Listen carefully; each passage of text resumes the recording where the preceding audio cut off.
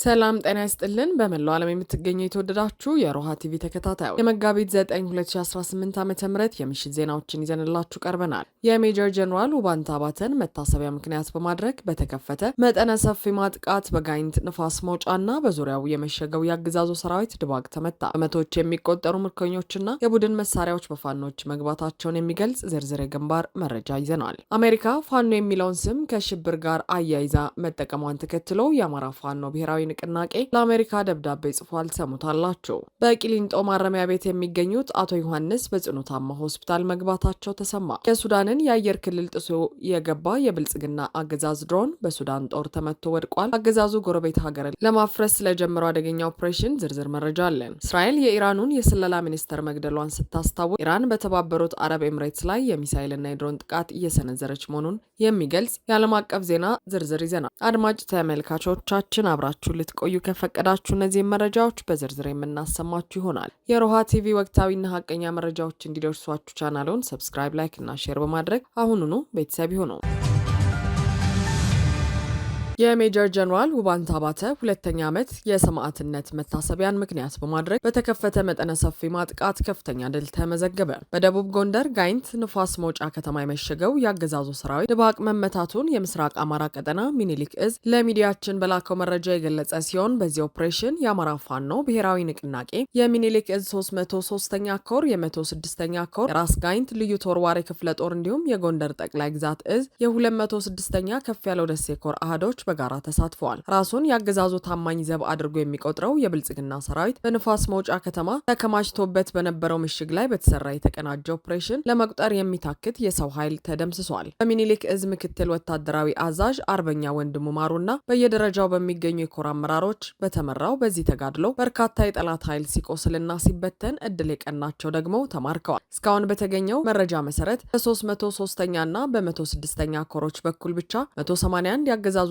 ታጣቂዎች የተማረኩ ሲሆን ከነዚህም ውስጥ 84 አድማ ብተና፣ 42 ሚሊሻ፣ 4 ፖሊስና 2 የብልጽግና አመራሮች ይገኙበታል። በቁሳቁስ በኩልም አንድ ብሬን፣ ከ151 በላይ ክላሽንጎቭ ጠመንጃዎች፣ ከ8780 በላይ የክላሽና የብሬን ተተኳሾች እንዲሁም 267 የእጅ ቦምቦች በምርኮ ተገኝተዋል። በተመሳሳይ በሜጀር ጀነራል ውባንታ ባተ መታሰቢያ የተከፈተው መጠነ ሰፊ ማጥቃት በሌሎች ግንባሮችም በታላቅ ድል ተገልጿል። የአፋብን ሰሜን አማራ ቀጠና በላይ እዝ አንደኛ ኮር የጎንደር ጠቅላይ ግዛት እዝ 206ኛ ኮር እና የምስራቅ አማራ ላስታ ሳምነው ኮር በጋራ በመቀናጀት ከራስ ጋይንት እስከ ደራ ከክምር ድንጋይ እስከ ጋሳይ እንዲሁም ከረመጡ ደራ እስከ ነበልባሉ ፎገራ የሚሸፍን ሰፊ አውደ ውጊያ ሲያካሂዱ ውለዋል። በጋይንት ንፋስ መውጫና በጉና በጌ ምድር ክምር ድንጋይ ከተሞች በተደረገው ከፍተኛ ትንቅንቅ የጀነራል ከፍ ያለው ደሴ 206ኛ ኮር ስር የሚገኙት ክፍለ ጦሮች ጠላትን እያሳደዱ ሲቀጠቅጡ ውለዋል። በተለይም ከባህር ዳር 30 ኪሎ ሜትር ርቀት ላይ በምትገኘው ደራ ሐሙሲት ከተማ የመሸገው የአገዛዙ ሰራዊት ሙሉ በሙሉ መደምሰሱ ተገልጿል።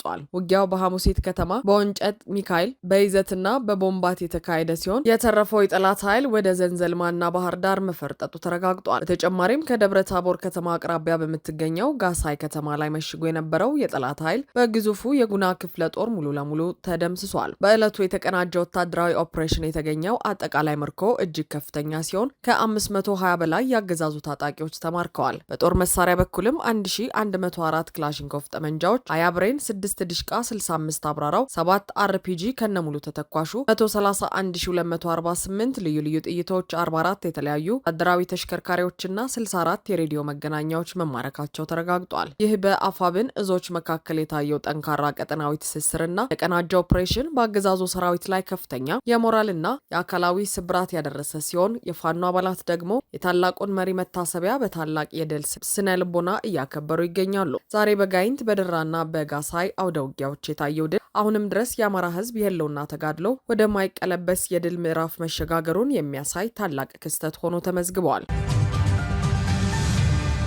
የአሜሪካ የስደተኞች ተቆጣጣሪ መስሪያ ቤት የሆነው ኢሚግሬሽንና ጉምሩክ ህግ አስፈጻሚ ተቋም ያወጣውን መግለጫ ተከትሎ አፋብን ለተቋሙ ደብዳቤ ጻፈ። ከአንድ ግለሰብ የኢሚግሬሽን ጉዳይ ጋር በተያያዘ የሰጠውን ውሳኔ ባሳወቀበት መግለጫ ፋኖን ስም በመጥቀስ በደረጃ 3 የሽብር ቡድንነት ጋር በማያያዝ ያሰፈረው አገላለጽ ባለፉት ቀናት በማህበራዊ ሚዲያ መነጋገሪያ ሆኖ መሰንበቱ ይታወቃል። ይህ አገላለጽ በአንዳንድ ወገኖች ላይ ከፍተኛ መደናገር የፈጠረ ሲሆን በተለይም ለኢትዮጵያዊው ግለሰብ ዲፖርት መደረግ በማድረግ በምክንያትነት የተጠቀሰው ጉዳይ ምንድነው? ከፋኖ ትግል ጋርስ ያያይዘዋል የሚሉ ጥያቄዎች በስፋት ሲንሸራሸሩ መቆየታቸውንም በማንሳት ለተቋሙ ደብዳቤ እንደተጻፈ የአፋብን ህዝብ ግንኙነት ክፍል ኃላፊ አርበኛ አስረስ ማረ ገልጿል። በተጨማሪም መስሪያ ቤቱ ፋኖ ሲል ለአማራ ህዝብ ህልውና እየታገለ ያለውን ፋኖ ነው ወይስ በፋኖ ስም ዛሬም ካገዛዙ ጎን የተሰለፉትን ማለቱ ነው የሚለው ነጥብ ትልቅ አጀንዳ መሆኑን አርበኛው ጠቅሷል። አክለውም የአሜሪካ መንግስት ስለ ፋኖ እንቅስቃሴ በክብር ጠርቶ የሚያነጋግራቸው የንቅናቄው ተወካዮች እንዲህ አይነት ችግር ሳይገጥማቸው በሚኖሩበት ሁኔታ ጉዳዩ በዚህ መልኩ መገለጹ በርካታ ኢትዮጵያውያንንና ታዛቢዎችን ግራ አጋብቷል ያለ ሲሆን በመሆኑም የአማራ ፋኖ ብሔራዊ ንቅናቄ የሚመለከታቸው የአሜሪካ መንግስት ተወካዮች በጉዳዩ ላይ አስቸኳይ ማብራሪያ እንዲሰጡበት ጥያቄ ማቅረቡን ዋና ኃላፊው ገልጸዋል። የንቅናቄው ሊቀመንበር አርበኛ ዘመነ ካሴ የፈረሙበት ጠንካራ ደብዳቤ የአገላለጽ በአሜሪካ የኢሚግሬሽንና ዜግነት ህግ ውስጥ ለግለሰቦች ጉዳይ ብቻ የሚሰራ የቴክኒክ ቃል እንጂ ፋኖን በሽብርተኝነት መዝገብ ውስጥ የሚያስገባ ኦፊሴላዊ መግለጫ አለመሆኑን በዝርዝር አስረድተዋል። ድርጅቱ በጻፈው በዚህ ደብዳቤ ፋኖ የህዝቡን ህልውና ለማስጠበቅ የተነሳ የሀገር ባለውለታ እንጂ በአሜሪካ መንግስት በሽብርተኝነት የተመዘገበ አካል እንዳልሆነ ተጠቅሷል። በቂሊንጦ ማረሚያ ማዕከል በስር ላይ የሚገኙት አቶ ዮሐንስ ቧያሌው ለሁለተኛ ጊዜ በጸና ታመው ሆስፒታል መግባታቸውን ቤተሰቦቻቸው ተናገሩ። አቶ ዮሐንስ ሆስፒታል የገቡት ቀደም ሲል በአዋሽ አርባ ታስረው በነበረበት ወቅት ባደረባቸው ህመም ምክንያት ሲሆን በወቅቱ በቂ ሕክምና ማግኘት ባለመቻላቸው ህመሙ ከጊዜ ወደ ጊዜ እየተባባሰባቸው እንደመጣ የገለጹት ቤተሰቦቻቸው ማረሚያ ቤቱ አቶ ዮሐንስን ለማሳከም የፍርድ ቤት ትዕዛዝ ካልደረሰኝ በስተቀር ወደ ሕክምና አልወስድም ብሎ በክፉ እልህ ቆይቷል ይላሉ። በዚህ መሃል ጤናቸው ታውኮ ለህይወታቸው አስጊ ደረጃ ላይ እንደደረሰ የተናገሩት ቤተሰቦቻቸው በፍርድ ቤት ትዕዛዝ ሆስፒታል መግባታቸውን አስታውቀዋል። የገጠማቸው ህመም ፋታ የሚሰጥ አይደለም ያሉት የቅርብ ቤተሰቦቻቸው በእጃቸውና በአንገታቸው መካከል የሚያገናኝ ነርቭ መጎዳቱንና በአስቸኳይ በቂ ህክምና ካላገኙ እጃቸውን ሊያጡ እንደሚችሉ የህክምና ዶክተሮች በከፍተኛ ስጋት አሳስበዋል ይላሉ። አቶ ዮሐንስ ቧያሌው አገዛዙ በአማራ ክልል የከፈተው ጥቃት ጋር ተያይዞ በማንነታቸው ምክንያት ለ2 ዓመታት ያህል በእስር ላይ በስቃይ እንደሚገኙ ይታወቃል። የህዝብ ወኪል የሆኑትን እንደ አቶ ዮሐንስ ያሉ ግለሰቦችን በህክምና እጦት እንዲማቅቁ ማድረግ አገዛዙ ለሰው ልጅ ህይወት ያለውን ግዴለሽነት የሚያሳይ ነው። ዛሬ በአቶ ዮሐንስ ላይ የደረሰ ያለው ይህ የጤና መታወክና የህክምና ክልከላ አሁንም ድረስ በኢትዮጵያ ማረሚያ ቤቶች ውስጥ ያለው የሰብአዊ መብት አያያዝ ምን ያህል አሳዛኝና አሳሳቢ ደረጃ ላይ እንደሚገኝ የሚያሳይ ሌላኛው የስርዓቱ አሳፋሪ ክስተት ሆኖ ተመዝግበዋል። ቤተሰቦቻቸውና ወዳጆቻቸው አቶ ዮሐንስ አስፈላጊው ህክምና ተደርጎላቸው ከሞት እንዲተርፉ ጥሪ እያቀረቡ ቢሆንም አገዛዙ ግን አሁንም ድረስ በህክምና ስም የፖለቲካ በቀል እየተወጣ ስለመሆኑ በብዙዎች ዘንድ እየተገለጸ ይገኛል። የሱዳን ጦር ኃይል የብልጽግና ንብረት የሆኑና ከኢትዮጵያ ግዛት ተነሱ የተባሉ የቱርክ ሰራሽ አጥቂ ድሮኖችን መቶ መጣሉን በይፋ አስታወቀ። የሱዳን ኃይል ባሰራጨው መረጃ መሰረት እነዚህ የብልጽግና አገዛዝ ንብረት የሆኑ ድሮኖች በሰሜናዊ ኮርዶፋን የአየር ክልል ውስጥ በመግባታቸው እርምጃ ተወስዶባቸዋል። የሱዳን ጦር እንደገለጸው እነዚህ ድሮኖች በኢትዮጵያ ግዛት ውስጥ የጦር ሰፈር ያላቸውንና ለሱዳን ሉዓላዊነት ስጋት የሆኑ ሚሊሻዎችን ለመርዳት የመስክ ቅኝት ሲያደርጉ የነበሩ ናቸው ተብሏል። ይህ በሱዳን ጦር የተሰማው መረጃ አገዛዙ የራሱ ህዝብ በድሮን መጨፍጨፉ ሳያንሰው አሁን ደግሞ ጎረቤት ሀገር ሱዳንን ለማፍረስ በግልጽ ጦርነት ውስጥ መግባቱን የሚያረጋግጥ ሆኗል። በተለይም በኤምሬትስ የሚታዘዙትና በኢትዮጵያ ግዛት መሸሸጊያ የተሰጣቸው የፈጥኖ ደራሽ ታጣቂዎችን ለመርዳት አገዛዙ የሀገሪቱን ሀብትና ሉዓላዊነት አሳልፎ መስጠቱ የቀጠናው ስጋት ሆኖ ተመዝግበዋል። የፖለቲካ ተንታኞች እንደሚሉት የኢትዮጵያ ድሮኖች በሱዳን ጦር መመታታቸውን አገዛዙን ለከፍተኛ ዓለም አቀፍ ተጠያቂነት የሚዳርገው ሲሆን ኢትዮጵያንና ሱዳንን ወደማይፈለግ የፊት ለፊት ጦርነት ውስጥ ሊከታቸው ይችላል የሚል ስጋት ፈጥሯል። የአደገኛ እንቅስቃሴ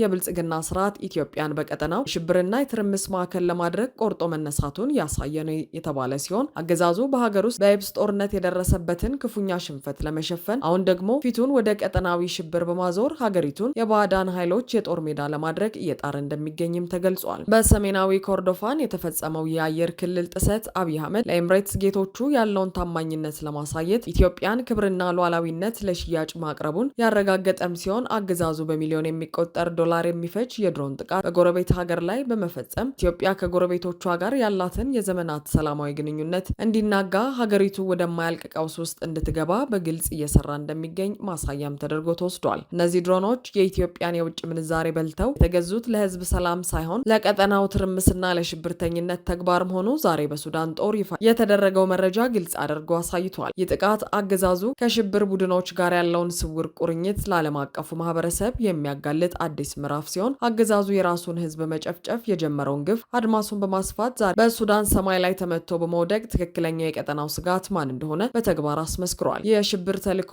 ኢትዮጵያን በዓለም አቀፍ ደረጃ ዳግም ለከፍተኛ ውርደትና ተጠያቂነት የሚዳርግ ሲሆን የሱዳን ጦርም በቀጣይ በሚወስደው እርምጃ የአገዛዙን ጣልቃ ገብነት እንደማይታገዝ ግልጽ መልእክት አስተላልፈዋል። በአጠቃላይ የብልጽግና ስርዓት በሀገር ውስጥ በየብስ ጦርነት የደረሰበትን ውርደት ሳይበቃ የድሮን ሽብር ጥቃቱ በሱዳን ሰማይ የደረሰበት ሽንፈት ግን አገዛዙ ሀገሪቱን ለታላቅ አደጋ እያዘጋጀ መሆኑን የሚያሳይ አደገኛ ምልክት ሆኖ ተመዝግቧል።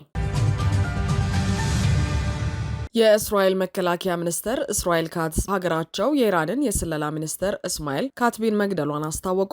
የቴህራን መንግስት ጥቃቱን በተመለከተ እስካሁን ያረጋግጠውም ሆነ የሰጠው አስተያየት ባይኖርም ዛሬ በእስራኤል ይፋ የተደረገው ይህ ግድያ በቴህራን ከተረጋገጠ በ2 ቀናት ውስጥ ብቻ የተገደሉትን ከፍተኛ የኢራን ባለስልጣናት ቁጥር 3 ያደርሰዋል። ማክሰኞ ዕለት በእስራኤል የአየር ጥቃት የኢራን የደህንነት ኃላፊ ላሪጃኒ እና ባሲጅ ታጣቂ ኃይል አዛዥ ጎላም ሬዛ ሶሌይማኒ መገደላቸው ይታወሳል። ዛሬ በቴህራን ባለስልጣናትና ሀዘንተኞች በተገኙበት ለሁለቱም ግለሰቦች የሽኝት ስነ ስርዓት ተካሂዷል። የኢራን የውጭ ጉዳይ ሚኒስትር አባስ አራግቺ የላሪጃኒ መገደል በኢራን አመራር ላይ ምንም ጉዳት እንደማያሳርፍ አጥብቀው ተናግረዋል። ትላንት የላሪጃኒ ሞት ከተረጋገጠ በኋላ ለአልጀዚራ በሰጡት ቃለ ምልልስ አሜሪካና እስራኤል የኢራን መንግስት አንድ ግለሰብ ላይ የተመሰረተ አለመሆኑን እስካሁን እንዳልተረዱ ገልጸዋል። ተጨማሪም ካትዝ እንዳስታወቁት እርሳቸውና ጠቅላይ ሚኒስትር ቤንያሚን ኔታንያሁ ለእስራኤል ጦር ሌሎች ከፍተኛ የኢራን ባለስልጣናትን በእያንዳንዱ ጉዳይ ላይ ፈቃድ መጠየቅ ሳያስፈልግ ኢላማ አድርገው እንዲያጠፉ ቋሚ ፍቃድ ሰጥተዋል። ከቴህራን የዘገበው ሙሐመድ ቫል ስለ ካቲብ ማንነት ሲያብራራ ተጽዕኖ ፈጣሪ ከሆነው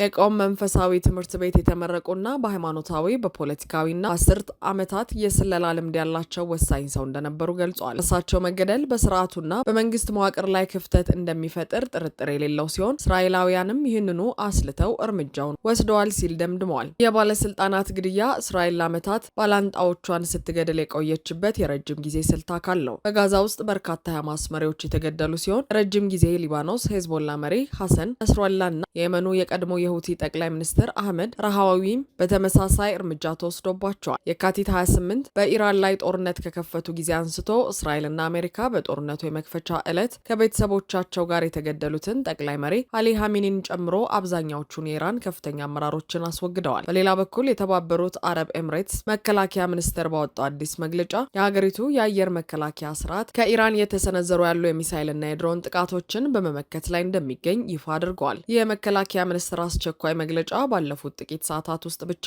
ወደ ሀገሪቱ ጥቃት መቃጣቱን ሲያሳውቅ ለሶስተኛ ጊዜ ነው። የተደጋጋሚ ጥቃትና የአየር ላይ መከላከያ ምላሽ በቀጠናው ያለውን የጦርነት ስጋትና ከፍተኛ ውጥረት ይበልጥ አባብሶታል። ዛሬ በመካከለኛው ምስራቅ የታየው ይህ ተከታታይ ግድያና የሚሳይል ጥቃት አሁንም ድረስ ቀጠናው ወደማይፈለግና ሰፊ የፊት ለፊት ጦርነት ውስጥ እየገባ መሆኑን የሚያሳይ አሳዛኝ ክስተት ሆኖ ተመዝግቧል።